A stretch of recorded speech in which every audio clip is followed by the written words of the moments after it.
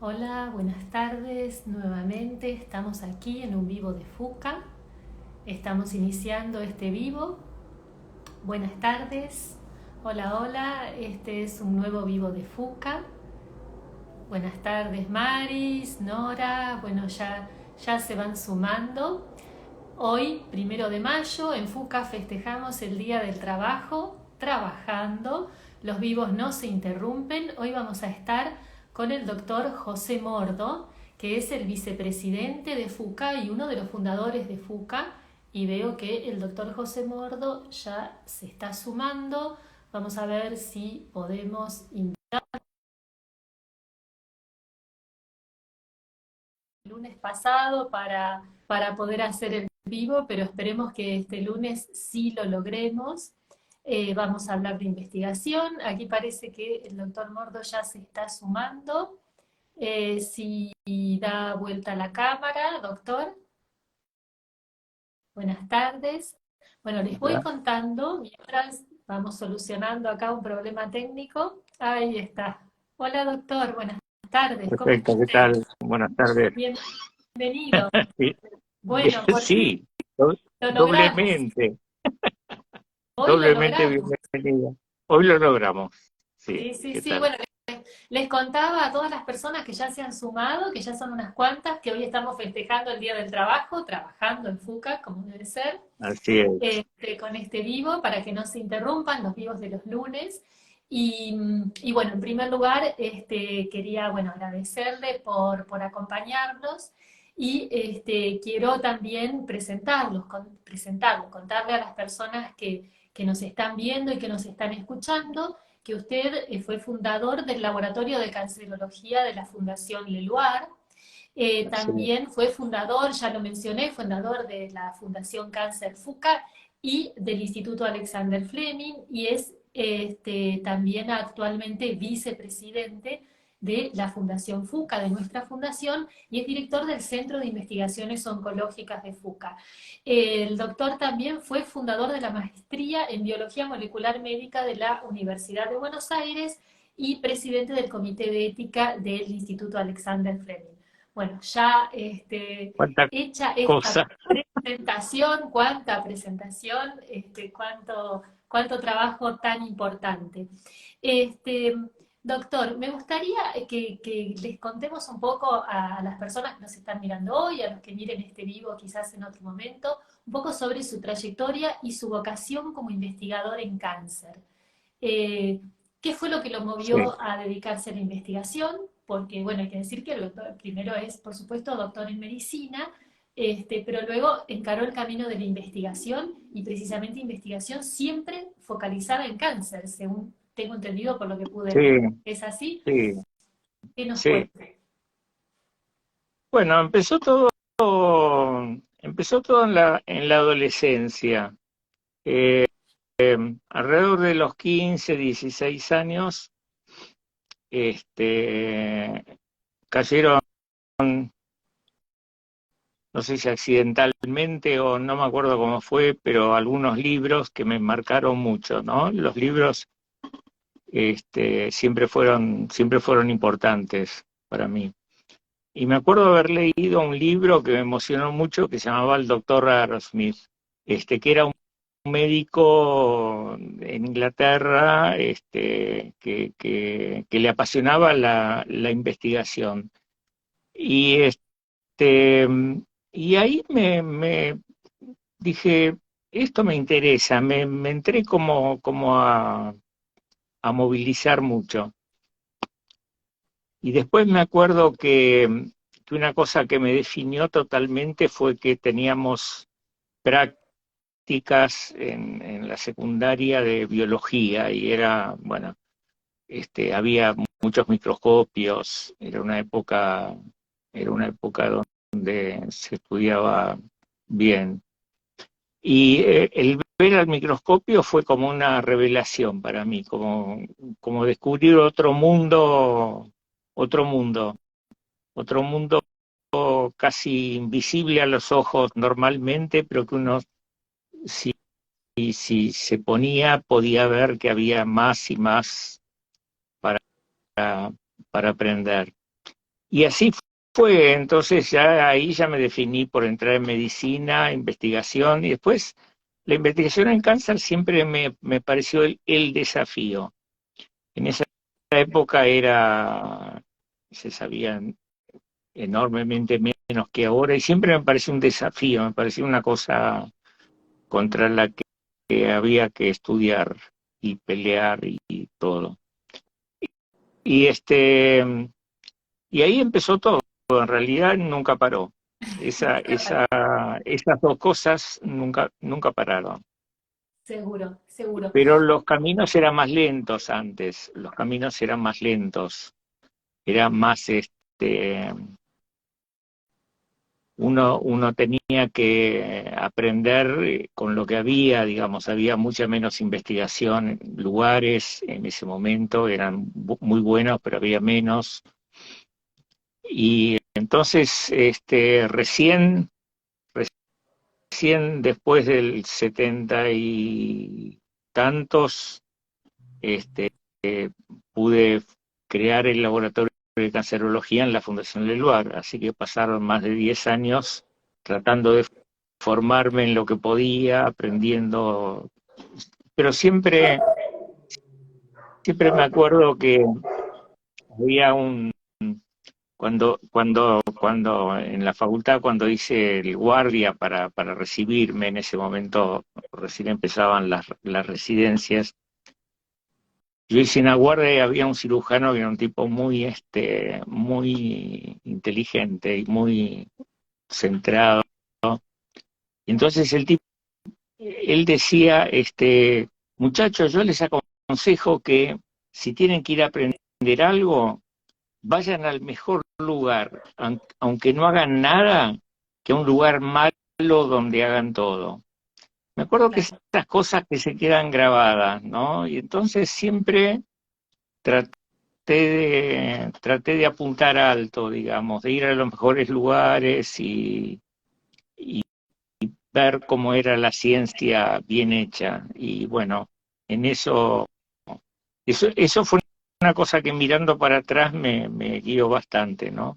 Y bueno, y así anduvimos camino. Seguro, seguro. Y doctor, usted tuvo el privilegio realmente, evidentemente que eligió los mejores lugares, es cierto, y tuvo el privilegio de trabajar junto a dos premios Nobel.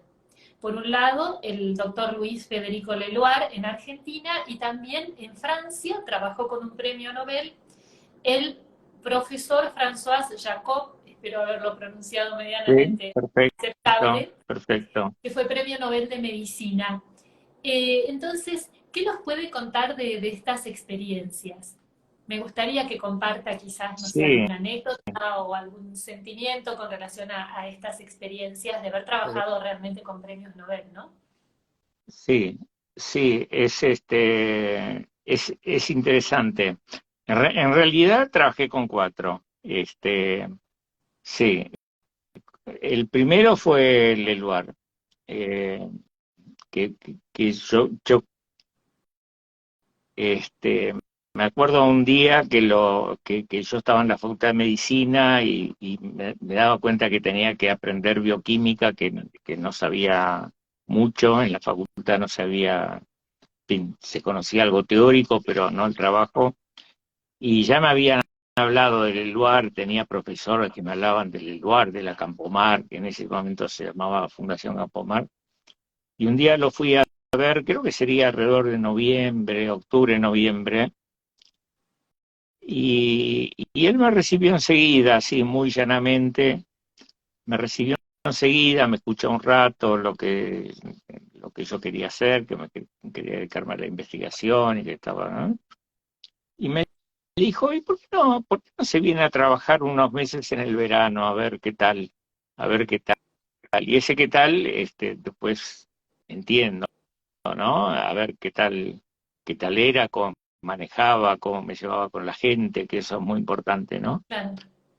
Estuve trabajando ese verano y se ve que, bueno, yo estaba fascinado con la oportunidad y ahí entré en una beca en lo que entonces era Fundación Campomar. Y y bueno, y ahí estuve 5 años con él hasta que me fui a Francia. Y muchos Este, años más en esa misma institución. O sea, ese verano duró, la verdad, que bastante este tiempo más. verano duró casi 60 años después, mucho tiempo, Exacto, mucho tiempo. exacto.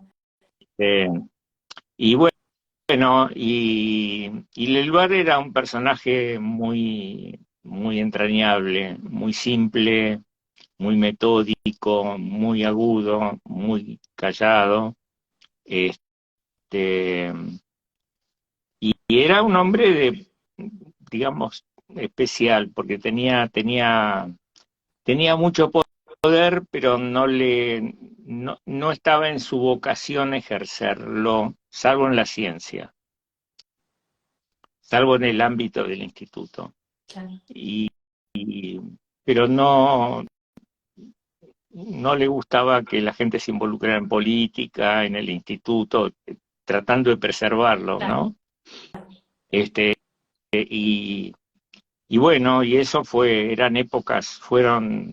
empezaron épocas complicadas en la Argentina, y él se mantuvo firme en eso, ¿no? Pero, digamos, dentro de la ciencia era una persona muy decidida y muy abierta para apoyar a los discípulos.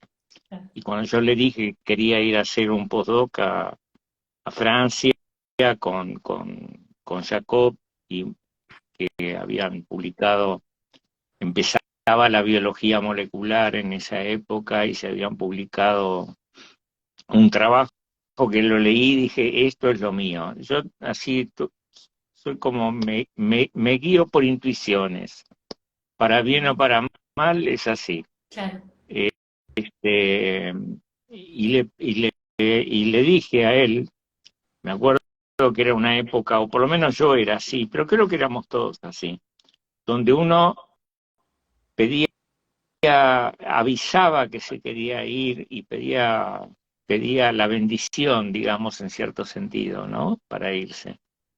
Eh, eh, y él me dijo, sí, adelante.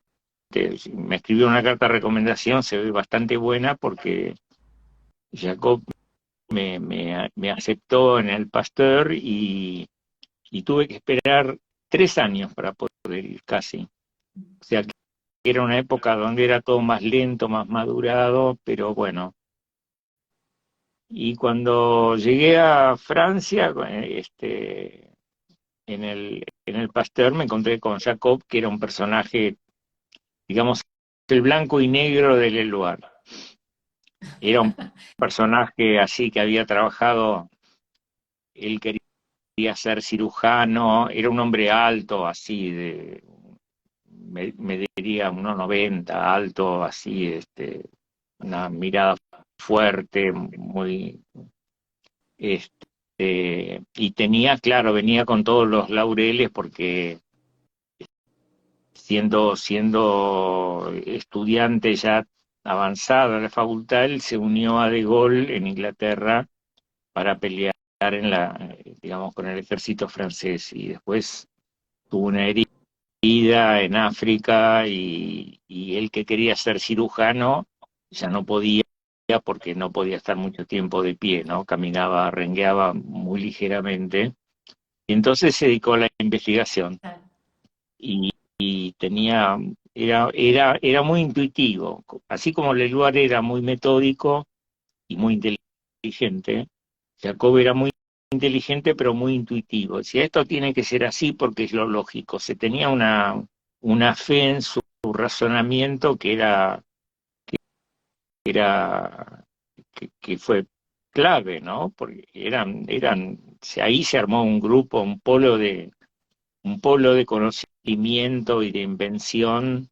Estaba otro premio Nobel, Jacques Monod, que también había estado en la resistencia. Monod había estado en la resistencia, fue uno de los jefes de la resistencia, así que eran como un polo de admiración. Era gente muy, muy completa, ¿no? Porque era gente que había luchado en la guerra y eran grandes científicos y eran brillantes y bueno, eran como el centro, era mucho oropel, ¿no? Y mucho poder y lo ejercían claro, adentro del instituto y afuera del instituto. claro, Entonces claro. eran como dos personalidades así, muy opuestas y muy atractivas los dos. Y Ujú. la verdad que tuve mucha suerte en haberlos encontrado. Seguramente. Bueno, también está bueno aclarar que ustedes ya en ese momento estaban haciendo la carrera de investigador del CONICET, que es un tema Sí, que omití también cuando hice la presentación. Usted es investigador del CONICET y ya en ese momento, superior, sí. ya en ese Sí, momento sí, en ese formaba parte. momento, sí, Leluar me había dicho después de 3 años de beca, ¿y por qué no se presenta a la carrera? Bueno, en esa época me presenté y ya era miembro de la carrera cuando me fui a Claro, Francia. Pedí claro, licencia, por supuesto, pero bueno, claro, después a la vuelta ya fue todo, era todo más complicado. claro, Pues claro, ya empezaron los golpes. Digamos, yo cuando estudiaba estaba Ricieri Frondizi como rector de la UBA, Frondizi como presidente. Fue una época de oro para la Argentina, ¿no? Y después empezaron a pasar cosas en la claro. Argentina y en otras partes y no fue eh, ese ambiente que había se fue complicado. Claro, como que las dificultades del país un poco se permeaban en instituciones públicas como puede ser la UBA o como puede ser el CONICET, seguramente. Totalmente, se permeó en todo, cambió la atmósfera, la gente empezó, la gente empezó a emigrar. Yo antes de irme a Francia, Milstein que había vuelto, Milstein que fue el tercer premio Nobel con el que trabajé, había vuelto de Inglaterra al Malbrán y de buenas a primeras un ministro de salud pública cerró el Malbrán, no el Malbrán, cerró el departamento donde se había instalado Milstein, echaron al director de ese instituto y Milstein se volvió a Inglaterra. Después vino el golpe el 66 con la gente, mucha gente emigró, se fueron a Venezuela, muchos a México, algunos se volvieron a Europa, en fin, fue una época, ahí empezó un poco un, un periodo tormentoso, ya no era lo mismo. Claro, Cuando yo volví, tan- eh, peor, digamos, o sea que la Argentina no ofreció ese ambiente de tranquilidad que, que a uno que le permite hacer las cosas con otras facilidades y con otro optimismo, en fin, claro, fue una época de lucharla. Para trabajar había que meterse en lo de uno y bueno, y bajar la cabeza y meterle para adelante, claro. porque si Y, no uno se perdía. y tratar de seguir adelante a pesar de las dificultades. Bueno, entiendo entonces que es como una época en que empezó un tema del que usted a veces se preocupa, que es esto de como se dice, la fuga de cerebros de la Argentina, ¿no? Esta situación a veces Y lamentable. pero que fueron, Sí, hemos perdido mucho talento, hemos perdido mucho talento. Eran capas de gente que o que emigraban o que los echaban, digamos, claro, así como lo habían echado a USAID de la universidad, y a Milstein. No, Milstein renunció en el Malbrán, no lo echaron a él, él renunció a solidaridad con el jefe.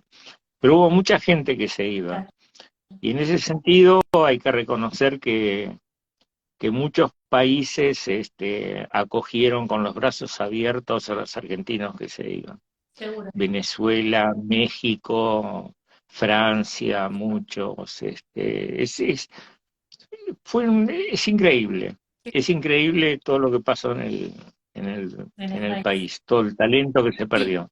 Es increíble. y hoy por hoy también perdemos talento, pues quizás por situaciones, bueno, quizás no, seguramente por situaciones un poco diferentes, pero bueno, siempre desde nuestro lugar, desde FUCA, eh, tratamos de concientizar a la comunidad para que apoye la investigación porque queremos que darles las mejores oportunidades y el mejor contexto a los investigadores para que se queden aquí trabajando, ¿no? Y es que es muy, muy importante porque toda tarea que requiere mucho esfuerzo y requiere mucha ayuda de afuera, del ambiente, digamos. Uno necesita que, que, no- que nos hagan caricias, digamos, en su trabajo, en el no solo dentro del ámbito laboral, sino también en el país, en la sociedad inmediata, en el país. Es muy importante sentirse reconocido, porque es como uno cuando empieza a dar lo mejor de uno mismo, ¿no? Y por supuesto, a uno tiene que gustarle lo que hace, sea lo que sea. Yo creo que la mejor bendición es trabajar en lo que a uno le gusta. Claro, Yo realmente no me puedo imaginar haciendo otra cosa que lo que hago. No puedo. claro. Me Bueno, resulta, me resulta, me resulta impensable, fundamental eso. claro. Y eso le pasa a todo el mundo. Ujú. Lo único que las formas han cambiado. Ahora la gente, los becarios te avisan que se van, digamos. Eh, Este, y es fácil, hay menos gente que hace investigación en todo el mundo. Ajá, Yo me acuerdo cuando iba a los congresos afuera, a los congresos internacionales, que muchas veces en muchos congresos fui el primer argentino que había, o el único, digamos.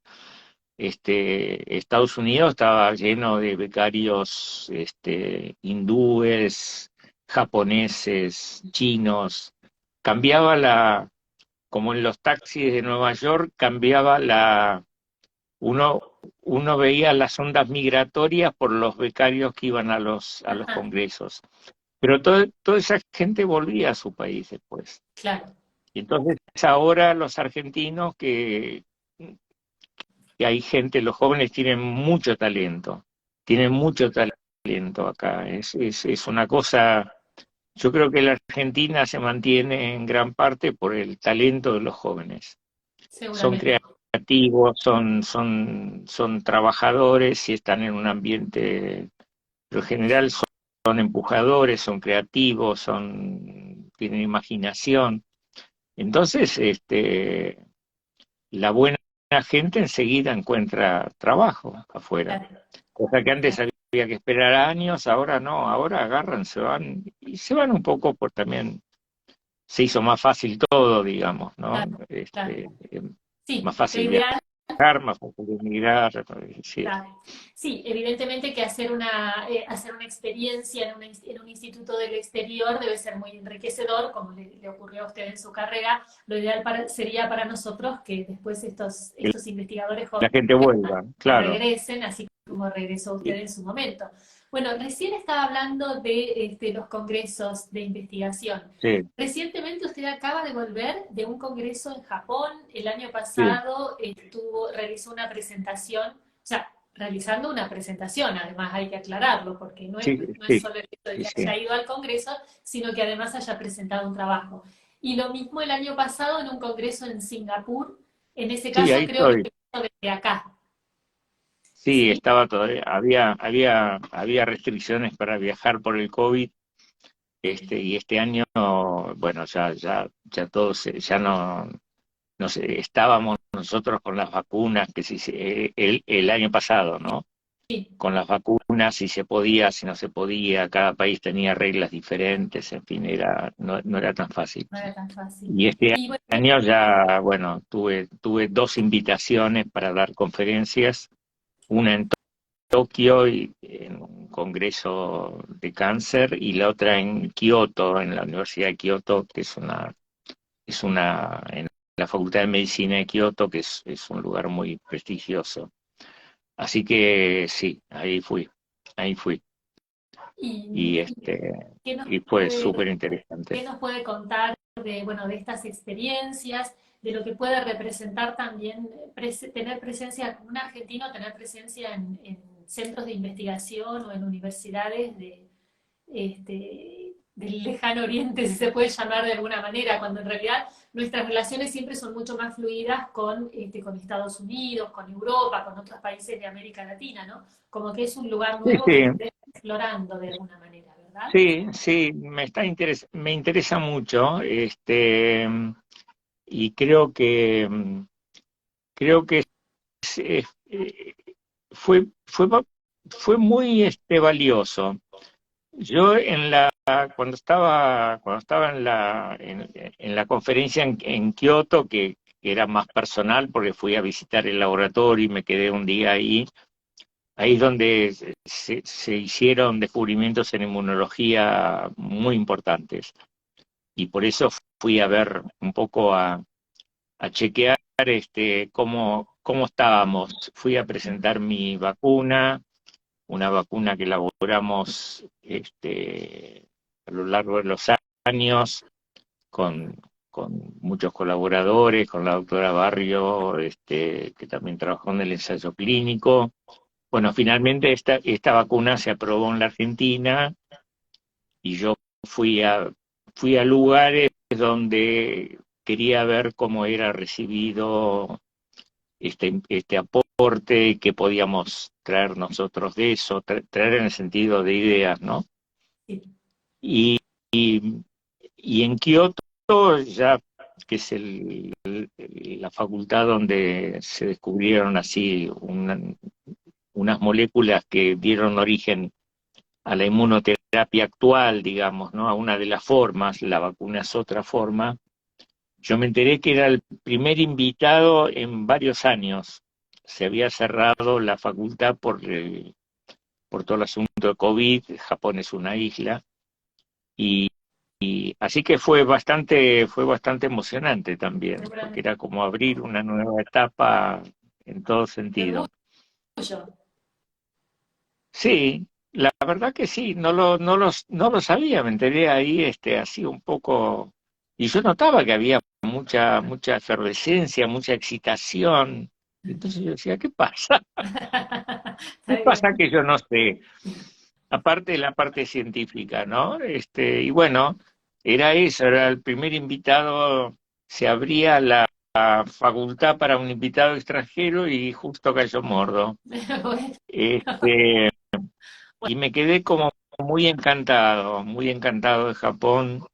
Es la primera vez que iba y me encantó me encantó la gente, me encantó el lugar. Este, no hablan mucho inglés en general. ajá. La gente así la gente, por ejemplo, yo me manejaba mucho con taxi ahí porque no le tenía un poco de miedo a las señales que no estaban en inglés. Claro. El subte parece que sí, pero bueno, me manejo mucho con taxi en Tokio y los taximetreros no hablan inglés. Ajá. Entonces era todo una lucha entre mostrar los planos, usar el Google Translator y pero, pero me acuerdo que para ir a Kioto fui en tren, tienen un tren de alta velocidad y los usan por ejemplo, trenes de alta velocidad a Tokio y Osaka, que son dos ciudades muy importantes, a Kioto y Osaka, salen cada 10 minutos, Ajá. trenes de alta velocidad, es impresionante. Tremendo, tremendo. Y me acuerdo cuando fui a comprar el boleto a una estación, había una cola no muy grande, entonces llego y digo, quiero ir con este tren que me había escrito, que me invitaba, y y yo veo que el muchacho que me está vendiendo, un muchacho joven, los japoneses son muy lindos, son flacos, son altos, tienen ese pelo negro, ojos negros, son muy agradables. Y son muy atentos, pero muy orgullosos, pero muy atentos, tienen una forma. forma de ser que a mí personalmente me cae muy bien. Y me acuerdo que yo tenía que tomar un tren de las 8 menos 10 de la mañana y el que me vendía me quería vender uno que salía a las 8. Y yo decía, pero no, yo quiero el de las 7:50, porque yo iba a un lugar que no conocía, no sabía cómo. Y el tipo me insistía con el de las 8. Y yo al final le digo, en mi inglés despacito, le digo, ¿usted me podría decir por qué me insiste con el de las 8? Y entonces yo veo que él se agacha, este muchacho escribe en el celular, y yo no sabía qué estaba haciendo, y saca por la ventanilla, me muestra su celular y me dice, con el de las 8 va a ver el monte Fuji. Y entonces, y entonces ahí entendí, fue una cosa de amabilidad, sin yo pedirlo y sin nada especial, Claro, fue un gesto. Tienen esos gestos de amabilidad, son muy sensibles al buen trato. sí, Es claro. un pueblo que es muy orgulloso, pero muy sensibles al buen trato. Entonces, este, eso me Qué gusta, lindo. eso me Sí, gusta, ese rasgo me gusta. Son, son distintos, pero bueno, como a mí ese intercambio de personalidades me sale bien y me gusta, me salió bien y me sentía muy cómodo, digamos, en todos los lugares. Así que seguramente fue muy lindo, una fue muy experiencia muy valiosa. interesante. Sí, Bueno, este tema nos lleva también a sus temas de investigación, porque usted acaba de mencionar que precisamente le interesaba conocer ese centro de investigación dedicado a la inmunoterapia. sí. Y entonces me gustaría que ahora nos contara un poco sobre su trabajo de investigación exactamente. Acaba de mencionar la vacuna, melanoma, creo que es un tema que moviliza mucho interés. Es un desarrollo de una vacuna aquí en Argentina, hecho en el Centro de Investigaciones de FUCA. Este, ¿Qué nos puede contar? Porque hay muchas personas que nos preguntan sobre este tema y me gustaría aprovechar este momento Sí, para que esté en primera persona. bueno, sí, nuestro interés, mi interés en la inmunoterapia empezó a fines de los 80, digamos. Ahí yo me di cuenta que hacía falta, o presumí que hacía falta un enfoque diferente, y entonces empecé a trabajar en distintos aspectos con la creencia de que el sistema inmune algo tenía que hacer contra el cáncer, lo que en esa época parecía una locura total, digamos. Pero bueno, empezamos a trabajar con anticuerpos monoclonales, hicimos anticuerpos monoclonales, fuimos los primeros que hicimos ensayos clínicos con anticuerpos monoclonales en la Argentina, desarrollados por nosotros, y después eso lo empezó a tomar la industria con lo que se iba de las manos económicamente, digamos. Ahí empezamos a aprender un poquito como grupo, digamos, tratar de que lo que uno hace pueda llevarse a cabo en el lugar, empezar y terminar todo en el mismo lugar, si no parecía todo. En la investigación uno muchas veces hace cosas y los frutos, digamos, uno se queda con un trabajo que publicó en una revista y no sabe dónde va, como tirar un papelito al viento, uno después no sabe quién lo va a aprovechar, si lo va a aprovechar. Entonces es como medio frustrante eso. Y entonces ahí empezamos al desarrollo de una vacuna, basados en ciertas características de que tiene que ser una vacuna diferente a las que se usan contra las bacterias o los virus, porque la célula tumoral es, es, eh, es mala e inteligente, digamos. Entonces, hay que trabajar con las mismas armas para enfrentar a un enemigo. Y entonces empezamos a desarrollar una vacuna con muchos antígenos, y eso fue una gran pegada, yo creo. Y bueno, y eso empezó lentamente, es un trabajo muy lento, hay que probarlo primero, hay que probarlo, hay que desarrollar primero los elementos que tienen que tener muchos antígenos para que el sistema inmune se despierte, después probarlo en animales, empezar con ensayos clínicos que los hicimos acá nosotros, ensayos de fase uno, de fase 2. Y bueno, y finalmente con ayuda de muchas instituciones, de FUCA, de la Fundación Sales, de la Fundación Leluar, y finalmente el gobierno en 2009 nos dio un apoyo muy grande, la Agencia de Promoción, y ahí pudimos hacer un ensayo clínico ya más grande, y eso se presentó en el 2015, los resultados finales, y finalmente el año pasado esta vacuna fue aprobada ya para su uso en la Argentina y está en fase de producción por el laboratorio Casará y rogamos que ya en los próximos 2 o 3 meses esté ya a disposición del O público. sea, Y eso es muy importante porque yo creo que va a ser un complemento muy importante para toda la inmunoterapia que se está usando ahora. De hecho, ahora están empezando grandes firmas a usar vacunas también, a preparar vacunas contra, contra melanoma en primera instancia para unirla a diversas formas de inmunoterapia. O sea que estamos, digamos, en el medio de la olla. Nos están removiendo así todo el tiempo. claro, Pero claro, bueno, estamos contentos porque estamos viendo los resultados de lo que uno hace. Y hay seguramente. otros y hay otros grupos en el CIO FUCA que están trabajando también, siempre en inmunoterapia, pero en distintos tumores. La doctora Barrio está trabajando en cáncer de vejiga, Michele Bianchini está trabajando en leucemias, Estrella Levy está trabajando en tumores de mama, también en inmunoterapia y ahora va a empezar con tumores del sistema nervioso central.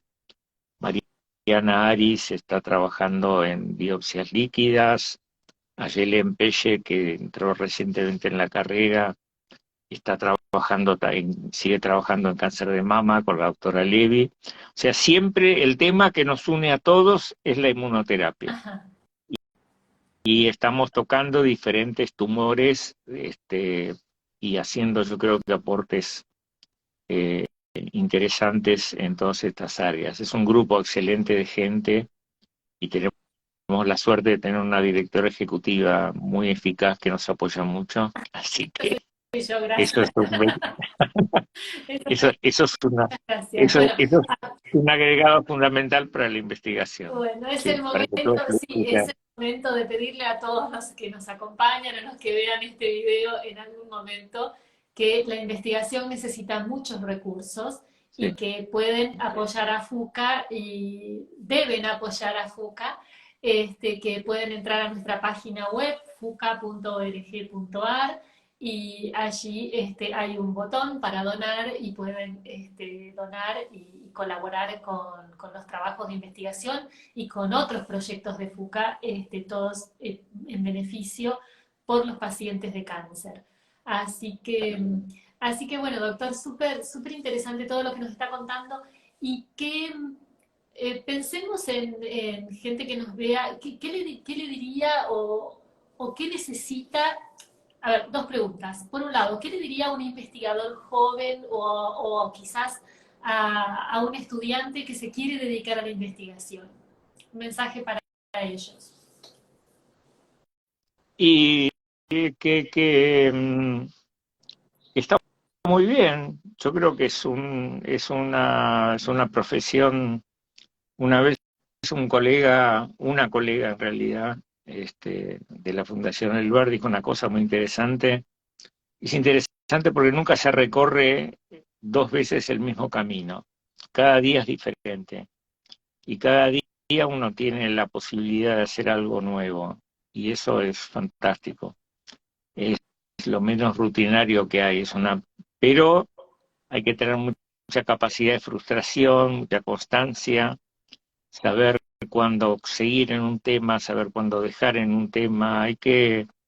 eh, es una profesión, no es fácil, no es Desafiante, fácil, pero es apasionante. Y para el que le apasionante. interesa es un camino que hay que seguir, sin duda. Buenísimo. ¿Y, y qué se necesita, qué necesitamos en Argentina? ¿Qué necesita la investigación en Argentina? ¿O qué Y necesitan los investigadores? En Argentina se necesita, se necesitan fondos. Yo creo que la parte de apreciación de la Argentina, creo que los argentinos respetan a los investigadores. Me parece que yo siento que hay así como hay otras instituciones o actividades que están cuestionadas por esto, por lo otro, yo creo que la gente respeta las instituciones científicas, se respeta las universidades, se Sí, respeta el CONICET. Yo creo que eso es una buena cosa, digamos, es una cosa buena de la sociedad argentina. Entre las muchas cosas buenas sí, que tenemos como sociedad, eso es bueno. Pero la gente necesita tener sueldos dignos, tener lugares de trabajo dignos. Los equipamientos se están haciendo cada vez más costosos. En este momento, por ejemplo, hacer importaciones para investigación es terriblemente difícil, difícil. terriblemente caro y terriblemente lento. Hay que tener en cuenta que cuando uno trabaja afuera, pide un reactivo que necesita y lo tiene en 3 o 4 días. Claro, Y acá pueden pasar 6 meses. claro, Entonces no se puede, y no es una cosa, uno puede prever ciertas cosas con cierta experiencia, uno puede prever cosas básicas que va a necesitar, pero ahí, si a mí se me ocurre una idea de probar una cosa y lo quiero probar ya. claro. No quiero esperar 6 meses. Bueno, 6 meses es, es imposible. Un montón. Entonces, habría que buscar un mecanismo ágil para esto. Sí, sí, Estamos agilizar. en un momento complicado, pero bueno, pero eso hace falta. Si no es como pelear con una mano atada a la espalda, digamos. No hay, no es justo, no es justo para la gente que trabaja, pelear con una mano a la espalda con otras instituciones que, bueno, van a la velocidad que pueden ir. Y está Claro, bien, digamos, es claro. lógico, pero bueno. Así que Sí, eso es parte de la presión, y yo creo que no se hace suficiente presión. Ese es un defecto nuestro. sí, Creo sí, que no estamos acostumbrados a protestar bien. claro. Para nosotros la protesta es hacer un paro, que los investigadores no hacemos paro porque no, No, este, no estamos organizados y está bien, pero uno debería poder protestar civilizadamente de otras formas y hacer presión, claro, como hacen en Estados Unidos, y nadie tiene miedo que lo van a echar o que le van a sacar el subsidio o que lo van a señalar con el dedito porque uno protesta para que las cosas vayan mejor. Eso está mal claro. y no debe hacerse Sí, en ningún área, pero en la nuestra menos, seguro. porque Claro, la gente que se dedica a crear tiene que estar tranquila, no puede estar pendiente de problemas que se dirimen en otras áreas. claro. Problemas Este, así que burocráticos, trámites, retrasos, exacto. de todo, claro, de todo. Pero tiene que ser una cosa muy ágil. Uno lo hace o no lo hace, digamos. Sí, Y creo que hay más conciencia. Creo que hay más conciencia ahora, pero claro, bueno, tiene que todo funcionar, tiene que el país funcionar mejor para que la investigación funcione mejor. Y es un exactamente. círculo vicioso.